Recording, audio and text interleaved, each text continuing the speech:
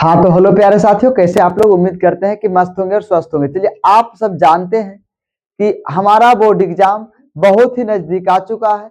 कुछ ही दिनों के बाद हम लोग बोर्ड एग्जाम देने वाले हैं। तो चलिए, आप सबों के बीच एक क्वेश्चन लेकर के आए हैं। बहुत ही वायरल क्वेश्चन है जो कि आपके बोर्ड एग्जाम 2026 में ये जरूर आएगा। तो चलिए, हम इसको सोल्यूशन करके आप सबों के बीच बताते हैं। देखिए क्या है कि 3x + 4y = 10 तथा 2x - 2y = 2 को विलोपन विधि से हल कीजिए।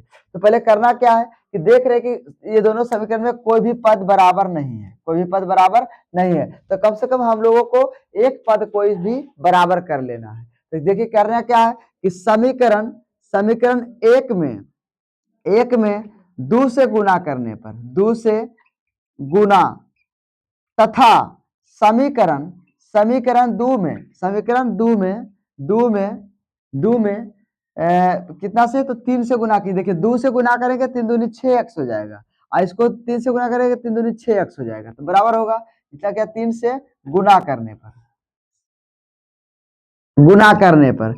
तो ध्यान दीजिएगा करने पर।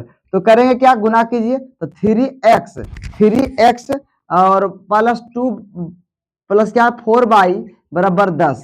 अब गुना करना कितना से, तो गुना करना इसको 2 से, ठीक है ना, गुना करना है 2 से। तो देखिए 3 दूना 6x और प्लस प्लस प्लस 4 दूनी 8y बराबर कितना, 10 दूना 20। इस समीकरण इसको मान लीजिए 3, क्या मान लिए हैं, 3 मान लिए हैं।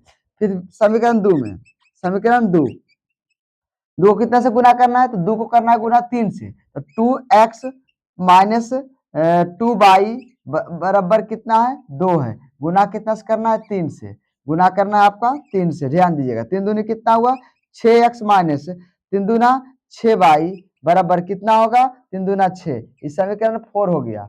क्या हो गया, 4। अब क्या करेंगे, समीकरण 3 और 4 को विलोपन विधि से घटाते हैं। तो समीकरण समीकरण समीकरण 3 तथा 4 को समीकरण 3 तथा 4 को समीकरण 3 में 4 को विलोपन विधि से घटाने पर, विधि से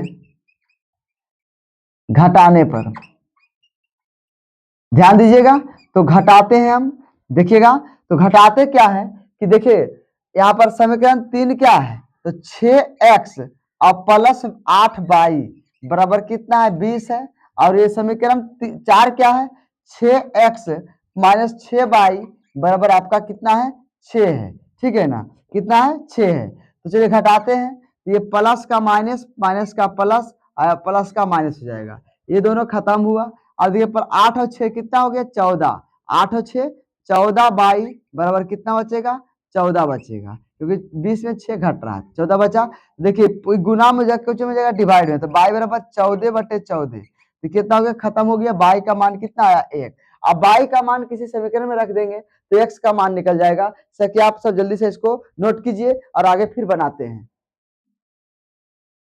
चलिए आगे देखिए करते हैं। अब y का मान समीकरण 1 में रखते हैं। अब y का मान समीकरण 1 में रखने पर, समीकरण 1 में रखने पर ध्यान दीजिएगा।